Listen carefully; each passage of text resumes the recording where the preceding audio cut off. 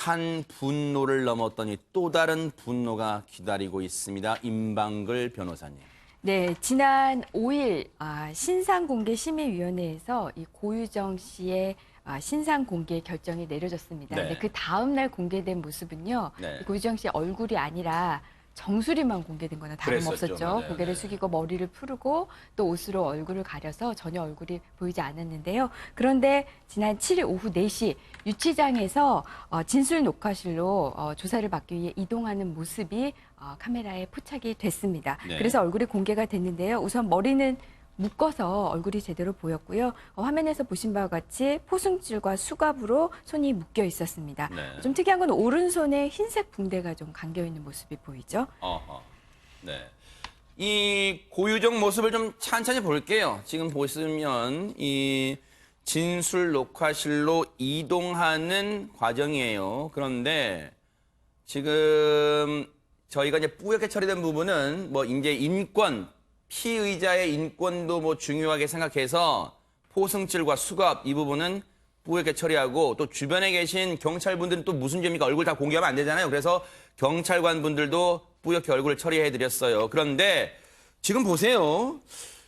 오윤성 교수님, 흉악범죄를 저지른 사람 얼굴 맞습니까? 뭐 이렇게 담담합니까? 지금 이제 저 사진 같은 경우는 말이죠. 지금 뭐 제가 추정컨대 지금 사실 그 얼굴 특강법에 의해서 신상 공개를 하기로 돼 있었는데 지난번에 머리 다 풀고 나와가지고 상당히 문제가 되지 않았습니까? 그러니까 이게 뭐 공개인데 공개 아닌 그런 거잖아요. 네. 그렇죠. 그래서 이제 고유정이라고 하는 저 사람이 인권을 보호한다라고 했는데 실제로는 그렇게 따지면은 대한민국에 있는 머리가 긴 36살짜리 많은 고유정 씨들이 인권을 침해당할 수 있단 말이에요. 그러네 오히려. 네, 아하. 그래서 이제 저거 경찰에 대한 비난이 엄청나게 쏟아지니까 네. 저게 어떻게 보면 이제 공식적인 그런 자리라기보다는 지금 조사받으러 가는데 약간 저런 식으로 흘린 것 같아요. 제가 볼 때는. 네. 그래서 이제 경찰이 좀 상당히 이번 그 얼굴 신상 공개가 법에 의해서 공개를 하는 것인데 네. 그렇게 해가지고 좀 여러 가지 비난을 많이 받았는데 네. 지금 이제 그 왜 그러면 얼굴을 갖다 신상 공개를 못했느냐라고 하는 그 이유가 있는데요. 네. 그것이 자기 아들하고 가족 때문에 자기는 얼굴 공개를 못 하겠다. 만약에 얼굴이 노출되는 것보다는 차라리 죽는 게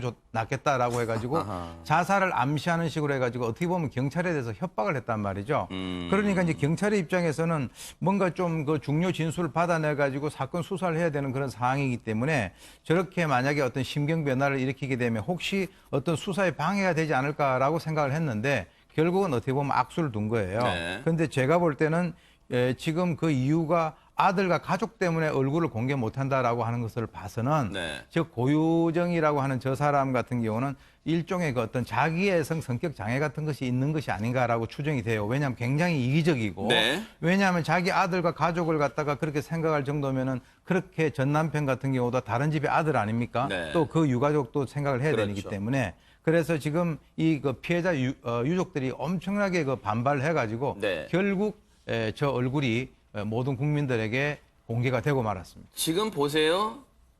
이제 그전에는 머리카락, 자신의 긴 머리를 이용해서 길게 늘어뜨려가지고 임방글 변호사님 설명처럼 정수리만 국민들께 보여드렸어요. 그런데 보세요. 저 모습이었어요. 그런데 비난 여론이 빗발치니까 이제 경찰이 자연스러움을 가장해서 저렇게 이동할 때 고유정의 얼굴을 공개했단 말이에요. 그런데 최명기 원장님 보세요. 지금 고유정의 얼굴을 보면요. 지금 걷는 것도 터벅터벅 걷고 허리도 꽃까지는 아니지만 그대로 들고 있고 고개도 뻣뻣이 들고 있고 자기가 얼굴이 공개되는데 그리고 흉악한 일을 저질렀으면서도 얼굴 보세요. 뭔가 우울해한다거나 침울해한다거나 반성한다거나 그런 게 없고 그래. 찍을 때만 찍어. 뭐 이런 게 좀 느껴집니다. 아마 첫 번째로 저 방에 들어섰을 때는 저기서 일단 찍는 줄을 갖다 몰랐을 가능성이 있어요. 네. 굉장히 이제 방심한 상태인 거죠. 네. 그러고 나서 또 아무 표정이 없는 거는 어떤 의미에서 또 본인의 입장에서는 절망감과 어쩌면은 또 그러다가 보면은 우리가 얼굴에도 표정이 하나도 느껴지지 않은 걸 이제 감정 둔마라고 하거든요. 네. 어떤 의미에서 본인이 슬픔이 그렇게 표현될 수도 있으나 또 다른 측면에서 보면은 죄책감이 전혀 없을 수도 있어요. 우리 네. 영화 보다가 보면은 강도가 살인을 저지르고 나서 주인을 갖다 탓하는 경우가 있잖아요. 왜 그때 내가 시키는 대로 하지 않았냐고. 네. 비슷하게 남편을 지금도 탓하는 마음이 있을 수도 있어요. 왜 그렇게 내가 싫다고 하는데 아이를 만나려고 했느냐. 만약에 아이를 만나려고 그렇게 하지 않았으면은 당신도 죽지 않고 다 괜찮을 텐데라고 하면서 지금도 아마 마음속에서는 남편을 탓하고 있을 거고 그 원망의 근본을 갖다 쫓아 올라가면은 아마 이혼 과정이나 결혼 내내 본인이 뭔가 잘못을 저질렀을 때마다 그거를 갖다 전부 다 남편의 탓으로 돌리면서 본인의 죄책감을 갖다 무마하는 게 네. 지금도 아마 연장선상에 있을 수 있어요. 그랬을 수도 있을 법해요. 그런데 그동안 이 사건을 뉴스파이터가 계속 전해들면서 이 사건이 자칫 미궁에 빠지지 않을까 우려했던 부분 중에 하나가요. 지금 남편의 시신이 발견되지 않았던 부분인데 그런데요. 지금 남편의 시신, 즉 유해로 추정되는 게 지금 발견됐다면서요. 김기혁 아나운서. 네, 바다에서도 유기를 하는 봉투를 유기하는 모습이 네. 발견이 됐었고 또 육지로 올라와서도 유기를 했을 거라 이렇게 추정을 해왔었는데요. 지난 5일에 인천 서구의 재활용품 업체에서 이 전 남편으로 추정이 되는 뼈 조각의 일부를 발견을 했다고 합니다. 그런데 이 그 상태가 온전하지는 않은 것 같아요. 그래서 훼손이 되어 있던 상태로 보여지는데 정확한 것은 좀 감정을 해봐야 될 것으로 보입니다. 네. 네. 저희가 정확하게 구체적으로 표현하지는 않겠습니다만은 뼈 조각이 발견됐고요. 상당히 여러 분량도 상당한 분량이 발견이 됐어요. 그런데 지금 이 사진 보이시죠? 실제로 저 재활용품 업체에 경찰이 협조를 요청한 끝에 정말 가까스로 이 유해를 발견해냅니다. 자, 그 얘기, 재활용 업체 관계자분 얘기 들어보시고, 자, 일단 요 과정만 보여드릴게요. 이런 과정을 거쳐서 일단 재활용 업체로 간 거예요, 경찰이. 자, 재활용품 업체 관계자 얘기 들어보시고 이어가 보도록 하겠습니다. 경찰들이 김포 소각장으로 쓰레기 봉투가 이제 흘렀다 생각하니까 이쪽 인천 쪽 소각장 다 찾은 거예요. 우리 사지 안 해주려고 그랬어요.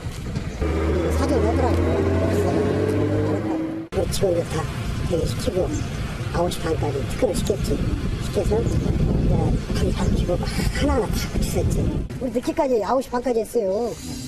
그냥 먼지 쓰고 하나하나 죽고 막 그랬어요. 이거. 저 재활용품 업체까지 가게 된 과정 앞서 상황도 좀 보여주세요. 지금 경찰이 이 사건을 계속해서 CCTV 등 이 추적을 해서 이 고유정의 아버지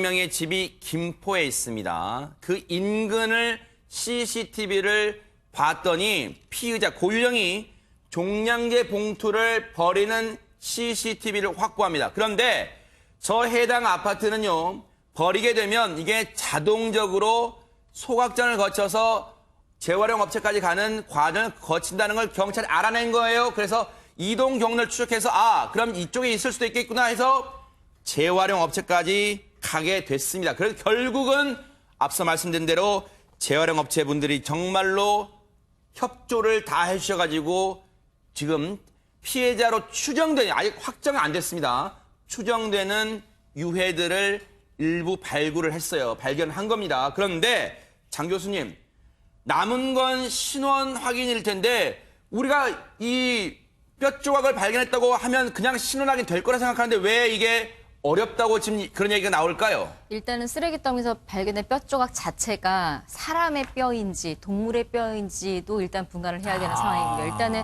동물 뼈로 추정되지 않는 사람 뼈인 것을 추정되는 것을 추렸다고는 합니다만 뭐 여러 음식물 이런 거에서 이제 뼈가 나올 수는 있는 상황이잖아요. 그래서 네. 일단 첫 번째는 사람의 뼈인지 동물의 뼈인지를 확인을 해야 되는 상황인데 문제는 이게 만약에 사람의 뼈라고 하더라도 소각하는 소각장의 그 소각하는 온도가 무려 500도가 넘는다고 합니다. 그래요? 이렇게 고온으로 그 처리 과정을 거치게 되면 사람의 뼈라고 할지라도 유전자 추출이 가능하지 않을 확률이 오히려 더 크다고 하거든요. 그래서 이게 사람의 뼈다 결과적으로 나왔더라도 유전자가 검출되지 않으면 역시 수사에 어떻게 어떤 진전이 있을 수가 없는 상황이고 네. 다만 지금 희망적인 것은 뼈 조각보다도 범행 현장이었던 제주도 펜션에서 하수구에서 물론 그 혈흔이나 이런 것들을 씻겨 내려가는 그 과정에 하수구에서 머리카락이 좀 다량 발견된 것 같아요. 네. 한 58개 정도가 발견이 됐다라고 아. 하는데 여기에 어쩌면 뭐 고유정의 머리카락이 있을 수도 있겠습니다만 사망한 전 남편의 머리카락이 있을 수도 있으니 지금 그 머리카락도 국과수에서 유전자 검사를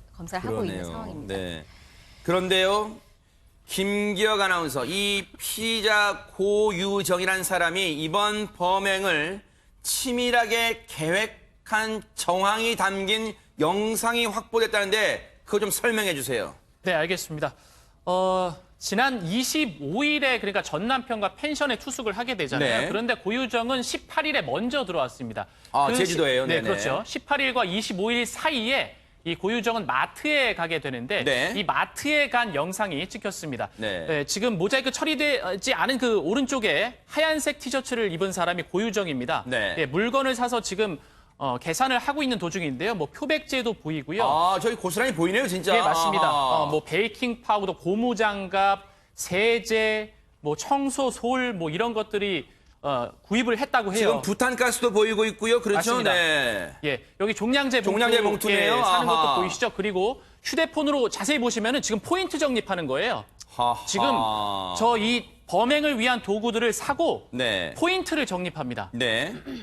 저 때가 지난달 22일입니다. 그러니까 시점을 따져보면 지난달 25일 날 펜션에 들어가기 때문에 펜션 들어가기 사흘 전에 마트에서 저렇게 다량의 물건을 사는데 그 품목들이 흉기, 그리고 표백제, 고무장갑, 종량제 봉투, 부탄가스 등등등 셀 수가 없습니다.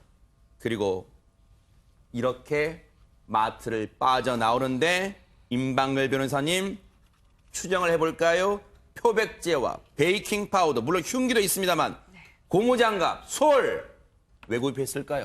범행 사흘 전입니다. 사흘 전에 구입한 물품들인데요. 자, 흉기, 뭐 우리가 살해의 도구를 썼다고 생각하면 되겠죠. 그 외에 언급하신 것들, 표백제, 뭐 이런 것들 다 청소용품입니다. 그러니까 범행 이후에 뭔가를 처리하기 위한 그런 그 도구들로 우리가 추정을 해볼 수가 있는데요. 범행 사흘 전에 이런 걸 구입했다라고 한다는 것은 뒤에도 말씀을 드리겠지만 이것은 뭔가를 계획하고서 미리 준비한 것 아니냐 이렇게 생각해 볼 수 있는 충분한 정황이라고 보입니다. 네, 정말 기가 찬 게요. 장희영 교수님, 저 와중에 지금 머릿속에 무슨 생각을 하고 있을까요? 마지막 장 보고 나서 포인트 결제까지 합니다. 이게 뭐 어떻게 봐야 돼요, 진짜. 우리가 지금 살인 사건이 벌어진 것을 알고 있고 고유정의 범인이라는 걸 알고 나서 보니까 상당히 끔찍한 일이지만 아마도 고유정 자신은 저 마트에서 물건을 구입할 때는 자신의 범행이 완전 범죄가 될 거라고 생각했을 수 있어요. 아하. 그러니까 유가족들이 빨리 신고하고 빨리 확인전을 하지 않았더라면 본인의 계획대로라면 남편이 뭐 자기를 성폭행하려고 그러다가 집을 나갔고 마치 실종된 것처럼 그래서 그리고 본인이 그 이후에 시신을 훼손해서 다 없애버리면 어차피 증거가 남지 않으니까 그리고 지금 한 물건들도 나중에 만약에 굳이 변명을 하자면 그래 우리 아이를 파티를 하기 위해서 뭐 흉기가 아니라 이건 정말 수박 자르기 위해서 이걸 구입한 것이고 나중에 뭐 뭘 하기 위해서 고문 다 변명을 할 수 있는 물건들이거든요. 그래서 아마도 네. 저때 저 물건을 살 때까지만 해도 본인이 이렇게 범인으로 몰릴 거라는 생각을 못했을 것 같으나 다만 이후에 우리가 지금 알고 나서 끔찍한 것은 본인은 알았을 거 아니겠어요. 자신은. 근데 저 와중에 포인트 적립을 할 그러니까요. 정도의 여유를 가졌다라는 것 자체가 좀 소름 돋는 일인 것 같습니다. 저런 모습을 보면 오윤성 교수님, 뭔가 나름대로 고유정은 완전 범죄를 꿈꾸고 있었을까요, 정말로? 뭐 본인은 꿈꾸고 있을 수 있었는데요. 결론적으로는 완전 범죄는 없습니다. 아하, 왜냐하면 네. 이제 지금 이제 강론으로 들어가 보면은 아주 뭐 여러 가지 세밀하게 준비하고 또 알리바이도 만들고 또 뭐 성폭행했다고 문자도 보내고 등등 여러 가지 이유 얘기를 하고 있습니다만 네. 가장 핵심적인 것이 실종자인 전 남편이 없어졌다라고 했을 때 마지막 만난 사람이 본인이다라고 했을 때 경찰의 어떤 그 수사 그 어떤 그 핵심은 본인에게 갈 거다라고 하는 것은 가장 기본인데요. 네. 지금 이제 여러 가지 보게 되면은 지금 뭐 본인은 우발적이다라고 얘기를 하고 싶겠죠. 이 상황에서는. 네. 근데 경찰은 그걸 받아들이지 않고 있는 이유가 그 휴대폰 그 포렌식 그 분석 결과에 니코틴 치사량 살해 도구 나왔죠. 그리고 아까 말씀하신 대로 3일 전에 저런 거 다 사는 게 다 찍혀서 나왔죠. 네. 그리고 이제 이번에 추가적으로 이제 나온 것이 검색 목록에 시신 송계와 시신 유기라고 하는 것이 또 나왔기 때문에 이것은 아예 처음부터 계획을 본인이 쫙 짜놓고 거기에 따라서 일사천리로 지금 진행해 나간 것이에요. 네. 특히 이제 이 사람이 살고 있는 주거지가 청주 아닙니까? 네. 청주에서 비행기만 타면 바로 제주를 갈 수 있는데 본인의 차를 몰고 또 배를 타고 들어갔다가 다시 또 배를 타고 나왔다라고 하는 이런 여러 가지 어떤 번거로운 과정을 거친 것은 네. 본인이 뭔가 목적을 갖고 있다라고 하는 것이고요. 네. 그리고 이제 그 이후에 본인이 시신을 훼손하고 난 뒤에 완전히 뭔가 어떤 그 속된 말로 오리발 내밀게 되면 네. 경찰이 자기에 대해서 이렇게 좋아오지 못할 것이다라고 생각을 했을 수는 있지만 네. 그렇게 이 세상 일이 호락호락한 것이 아닙니다. 네. 이 사건이 미궁으로 빠질 뻔했던 이유 중에 하나가 또 하나 범행 동기가 그동안 석연치 않았는데 MBN 단독 보도로 전해진 내용이 있습니다. 김기혁 아나운서 그 내용이 뭡니까? 범행 동기. 네, 고유정이 밝힌 바로는 전 남편을 살해를 하고 그 이유가 성폭행을 피하기 위해서 범행을 했다라고 진술을 했습니다. 그러니까 아하. 고유정의 진술이에요. 사실 네. 확인이 아니고요. 네. 그러니까 고 씨는 지금 이렇게 얘기를 하고 있습니다. 전 남편이 성폭행을 하려고 해서 수박을 썰다가 흉기로 방어를 했다. 네. 그 과정에서 남편을 살해하게 됐다. 지금까지는 일관되게 고유정이 이렇게 진술을 하고 있다고 합니다. 그런데 앞서 유족도 이와 관련된 얘기를 한 적이 있습니다. 그 얘기 들어보시고 이어가 보도록 하겠습니다. 2년 만에 만나는 면접 교수권을 통해 처음 만나는 자리였습니다. 이혼 후에 처음 만나는 아들을 만나러 가기 위한 자리였습니다. 운전하면서 노래를 부르더라고요. 계속 아유 우리 아들 보고 오러 간 다음에 노래를 계속 부르더라고요. 그쪽에서 어떻게 주장했냐면 형을 성폭행범으로 만들고 성폭행범 덮치려고 했다가 본인을 덮치려고 했다가 실패하고 중간에 그렇게 도망가서 잠적한 걸로 증언을 했고요. 해서 그 누명을 벗기려고 3일 밤낮을 뛰어다녔고요. 지금도 형 시신을 찾을 때까지는 전 울지도 않을 거고요. 최대한의 형벌을 내릴 수 있게 좀 도와주시길 바랍니다.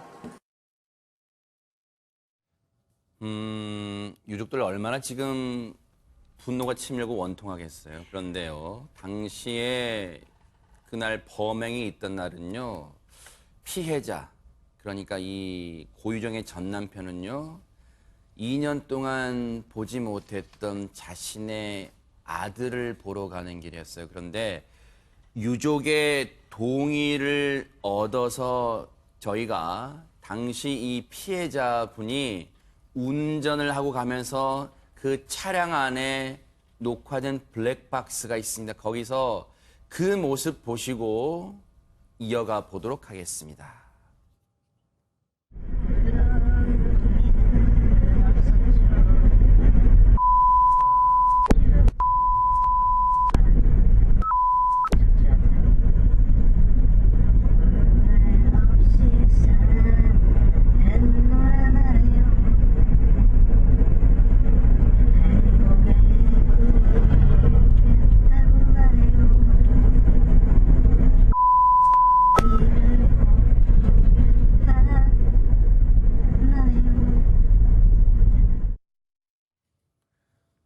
저렇게 유행가 가사까지 바꿔갈 정도로 장희영 교수님 아들을 보러 가는 마음에 들떠있는 게 고스란히 느껴집니다.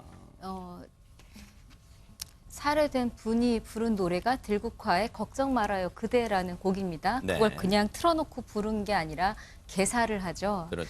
2년 동안 아들을 애타게 보고 싶어 하다가 얼마나 애가 탔으면 소송까지 진행을 해서 결국은 보러 가는 길이었었습니다. 들국화의 노래를 흥얼흥얼 부르면서 이제 성은 강, 이름은 누구누구, 어느 집안의 첫째 아들 이렇게 이제 가사에 자기 아들의 이름을 넣기도 하고 네.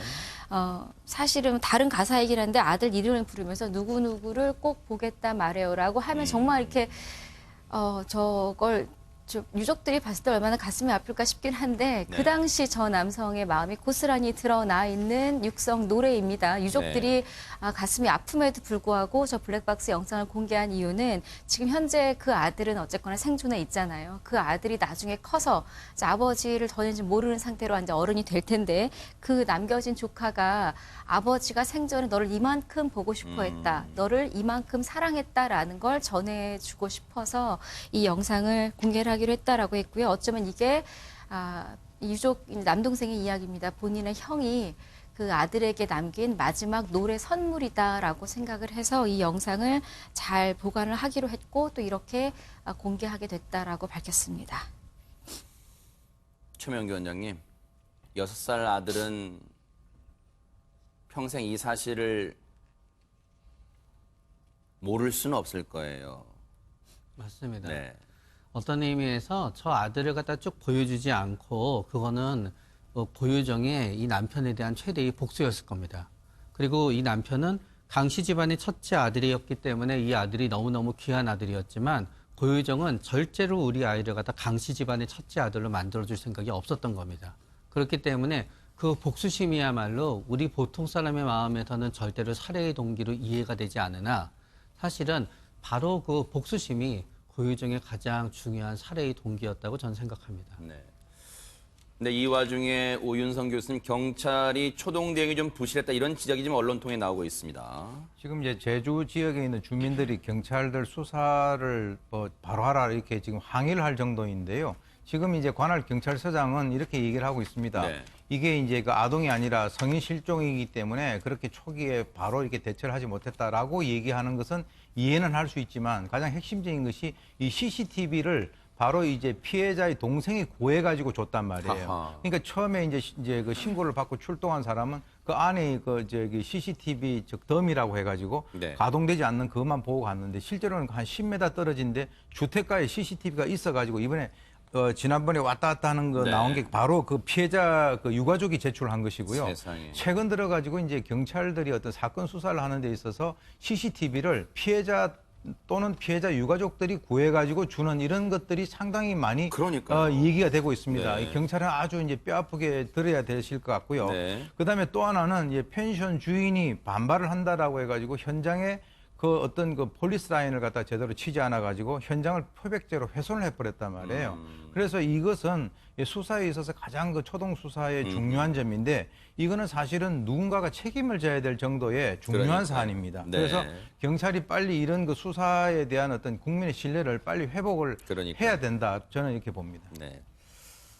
앞으로 고유정이 어떤 진술을 더 내놓을지 이 사건은 정말 유족을 위해서라도 진실을 밝히는 차원에서 뉴스파이터가 계속해서 추적해 보도록 하겠습니다.